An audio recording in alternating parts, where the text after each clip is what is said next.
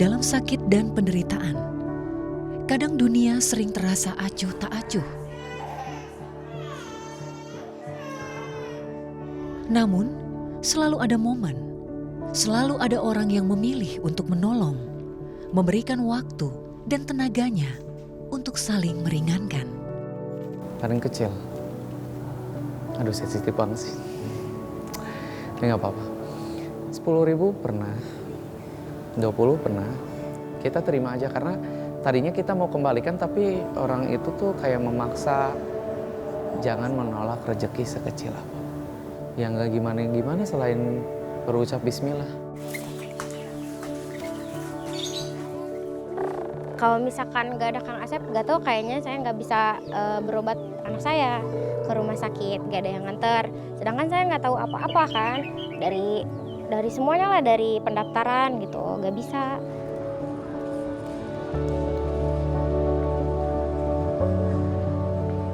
Inilah kisah Asep Subandi. Hidupnya tak tersorot, namun setiap langkah kecilnya memberi dampak besar bagi mereka yang membutuhkan.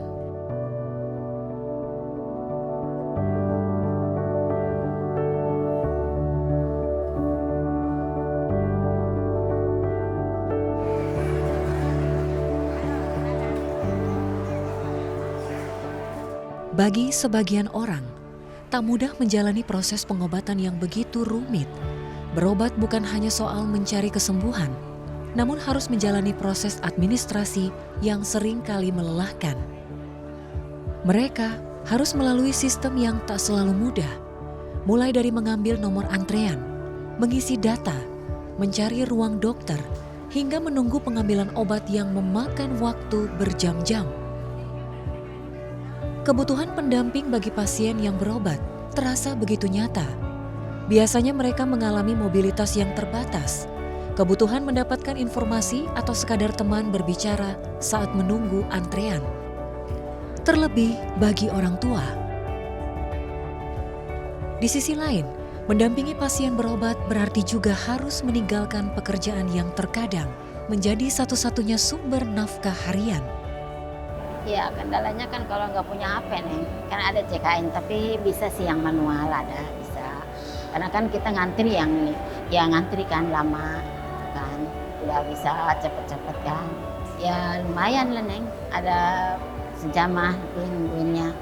Iya, bingung kita kan cari ke belah mana nih kan, apalagi perubahan baru kan ya rumah sakitnya. Kita ke sini yang mana gitu.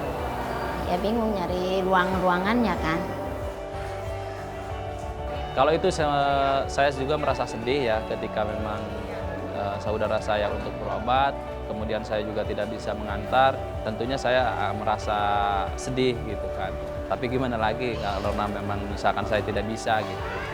Cukup sulit ketika memang saya harus mengantar saudara ke rumah sakit sementara pekerjaan saya juga menunggu gitu, cukup sulit.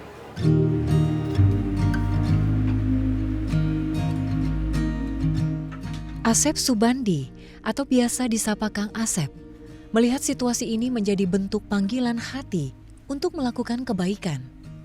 Seiring waktu niat itu makin dalam, hingga pria yang hanya menempuh pendidikan hingga tingkat SMP ini mantap melangkah menjadi relawan pendamping pasien. Ya mungkin awal mula sih dari posyandu dulu ya, karena emang tergeraknya di itu sebelum yang sekarang julukan caregiver.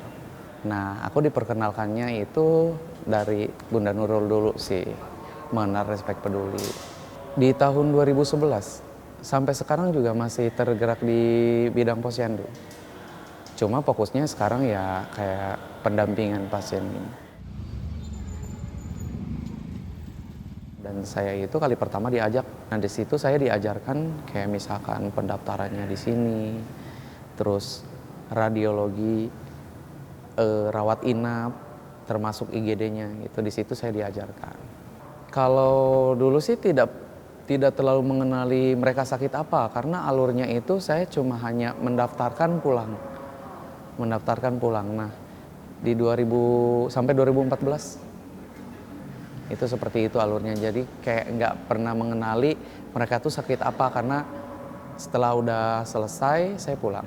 banyak belajarnya di 2015. Kayak misalkan ada rawat inap saya temani, dan di situ juga masih kebingungan karena saya harus ngapain nih gitu. Misalkan kayak contoh keluarga yang diurus itu, kalau itu full pendampingan. Nah ketika masuk rawat inap, keluarga juga meminta untuk saya standby untuk ikut kayak misalkan nemenin rawat inapnya.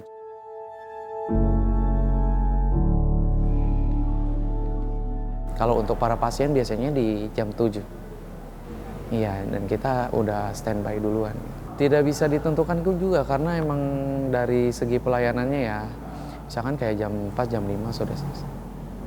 Sampai nanti pasien pulang lagi. Kita antar sampai ke rumah. Biasanya obat itu kita antar sampai ke rumah juga. Misalkan pasien udah pulang, kita masih tetap antri obat, nanti kalau sudah selesai dan medannya terjangkau, kita antar ke rumah pasien.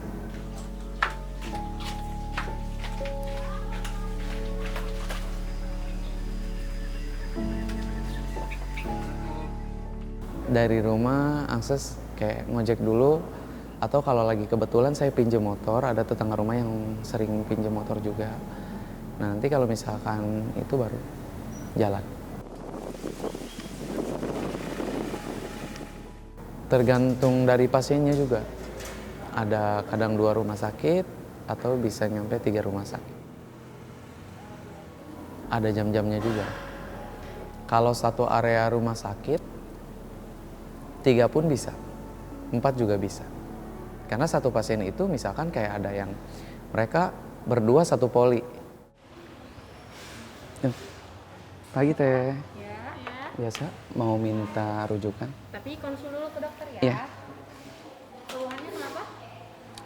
Biasa ada riwayat epilepsi. Ada riwayat epilepsi. Riwayat epilepsi. Tensi dulu ya. So, iya daftar online dulu. Jadi cetak SCP, setelah udah itu ketemu dokter.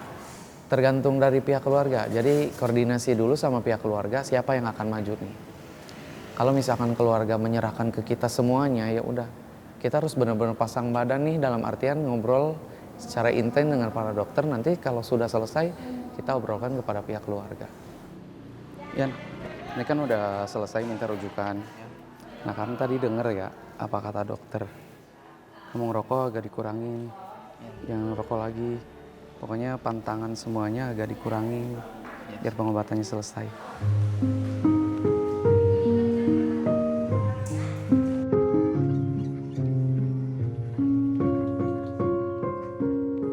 Salah satu pasien yang didampingi Kang Asep adalah Fahmi.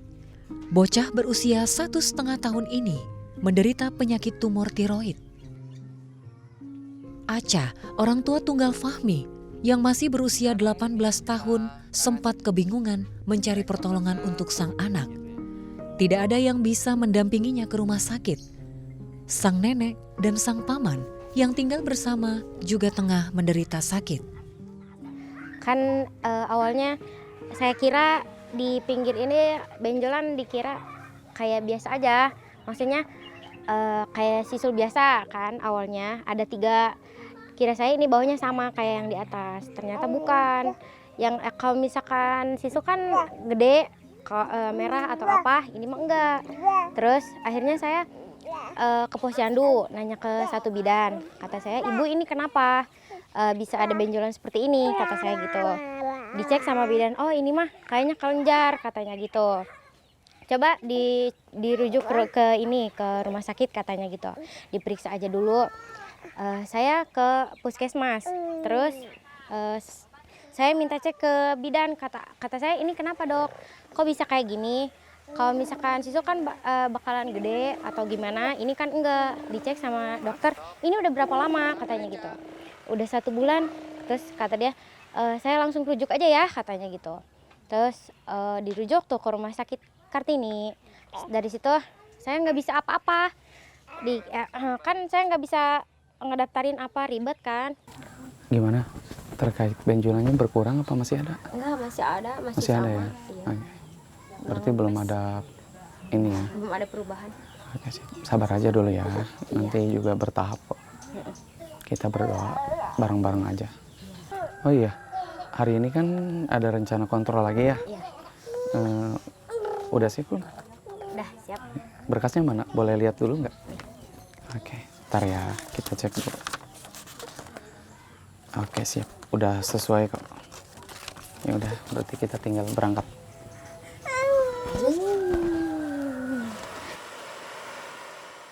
Ya dari proses administrasi, terus dari proses pendaftaran itu bingung teh, gak bisa sendiri. Saya harus ngantri berapa lama ya? Waktu itu juga lumayan lama teh.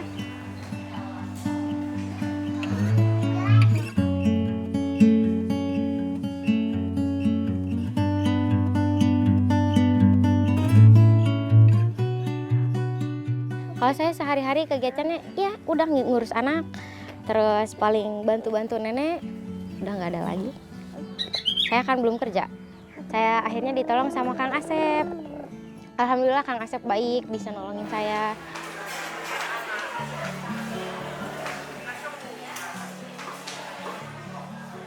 Yang dari mulai saya ngejemput ke sini, ke rumah, sampai ke rumah sakit, sampai nungguin sampai pendaftaran, nungguin kayak obat, terus dari administrasi, terus sampai konsul-konsul gitu, itu ditemenin semua sama Kang Asep.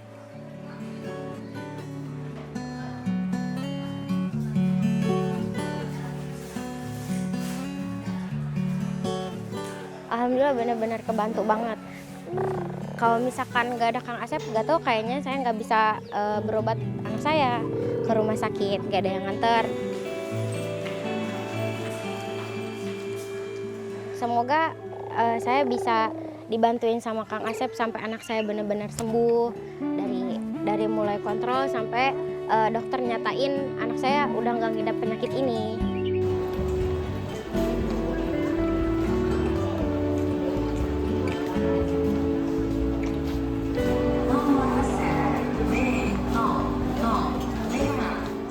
Saya harap orang di luar sana yang punya penyakit gitu bisa dibantu sama Kang Asep. Semoga juga Kang Asep rezekinya makin lancar, terus bisa nolong banyak orang kayak Kang Asep nolong saya.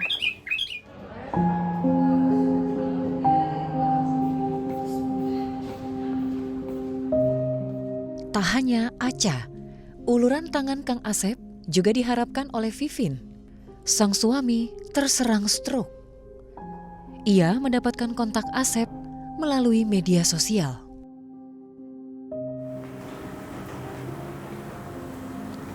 Iya, halo, Assalamualaikum. Oh, iya dengan Asep.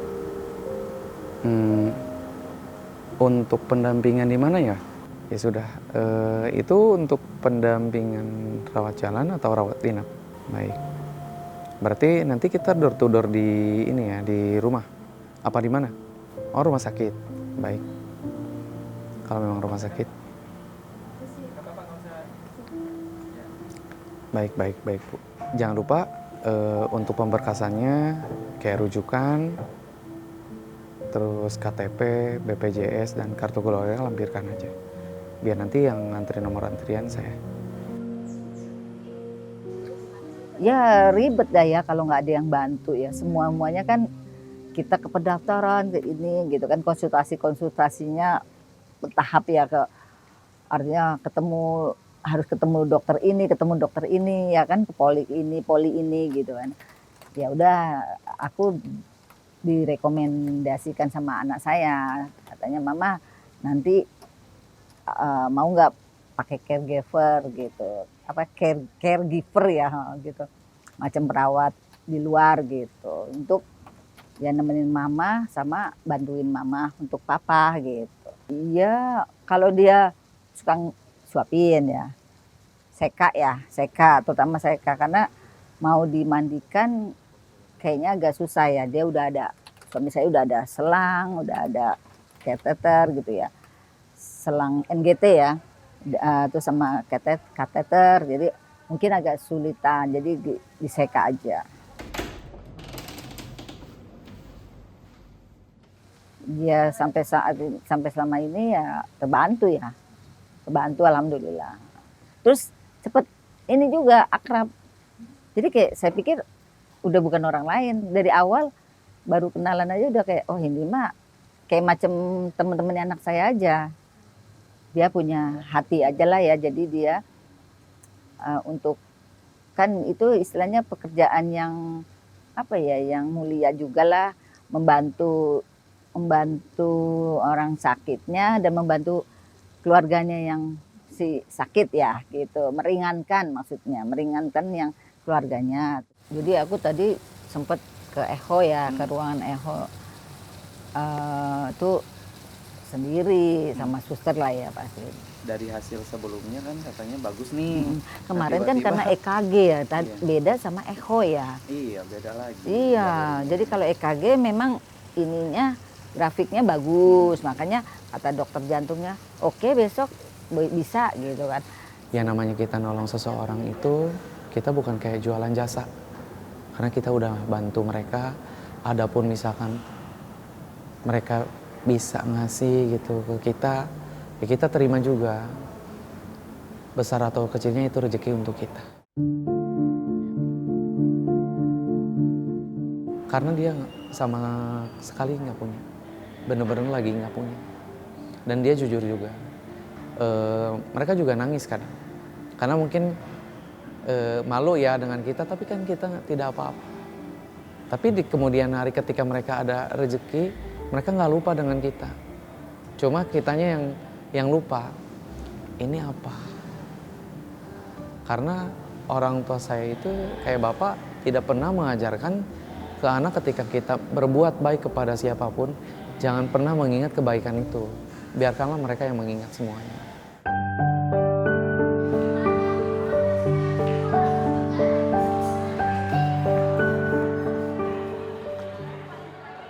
Pada 2014, Kang Asep pernah berada di sebuah titik persimpangan. Ia sempat terfikir untuk mundur. Namun seiring waktu, pikiran itu perlahan sirna. Ia merasakan ada perubahan dalam dirinya yang membuat ia tumbuh menjadi pribadi yang lebih baik. Jadi kalau misalkan kontrol, kabarin lagi aja ya untuk pendampingan selanjutnya. Terus Bapak gimana hari ini? Ya, sekarang udah bisa makan enak. Alhamdulillah kalau kayak gitu ya. Pak Asep udah tidur, terus sakit, tambah segala macam perubahan. Ya udah Bapak tunggu di sini, Asep ngecek obatnya dulu ya. Enggak, Mama. Mungkin transformasinya itu kalau yang dulu lebih banyak pendiam sih. Jadi nggak terlalu banyak berinteraksi dengan orang-orang. Nah, kalau yang sekarang saya lebih banyak berinteraksi karena diantaranya yang sakit itu butuh kayak teman curhat, bukan sekedar hanya kita ngedampingi aja ya, tapi mereka itu butuh seperti itu gitu. Komunikasi yang baik lah.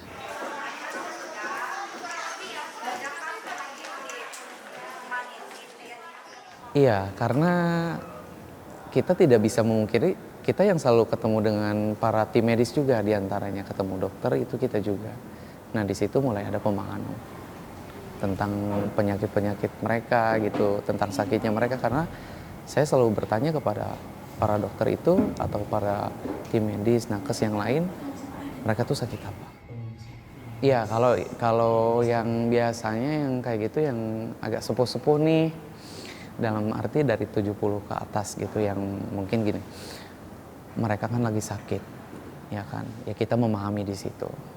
Terus kayak mereka tuh kayak ngerasa sendiri, dalam arti sama keluarganya tidak ditemani, hadirlah dengan kita. Mungkin kita dicaci, kita dimaki, kita dimarahin itu karena mungkin mereka itu meluapkan kekesalan. Karena saya pun yang terpacu dan menantang mereka semua supaya apa? Mengeluarkan unek-unek yang mereka ingin sampaikan. Cuma mereka itu bingung harus menyampaikan dari mana dulu nih awal mula. Seperti itu sih. Dalam menjalani peran mulianya itu, tak semua orang memahami pilihan ini. Kang Asep pernah menerima cemooh dari lingkungannya sendiri. Namun, cacian itu memotivasinya untuk bangkit. Ada kata-kata yang saya dibilang hidup tidak berguna, nyusahin keluarga, tapi hati kecil saya selalu, saya kunci dalam hati kecil saya, dalam arti saya doakan saya sendiri. bahwa suatu saat nanti saya akan berguna untuk orang lain. Ketika saya lemah, benar-benar yang didera capek, di situ tuh kata-kata itu yang selalu membangun ke saya, kritikan itu, dan bukan untuk ajang balas dendam. Pasien-pasien gimana? Aman. Aman? Iya, Benar. betul sekali. Walaupun kemarin ada sedikit miskomunikasi sih. Sempat nggak jadi. Emang nggak jadi. Nggak jadi. Tapi ya udahlah, itu kan udah jadi makanan kita sehari-hari lah ya. Ketika pasien udah selesai pengobatan atau dia berubah jalannya itu, ketika dia bilang terima kasih, itu udah jadi sebuah momen dan ya nggak bisa diungkapkan dengan kata-kata. Jadi kebahagiaan tersendiri untuk kita. Berarti kan secara keseluruhan kita udah berhasil. Kang Asep memiliki satu harapan, tetapi bukan untuk dirinya sendiri, melainkan untuk orang tuanya. Harapan itu ia titipkan dalam doa di setiap langkah keikhlasannya saat membantu orang lain.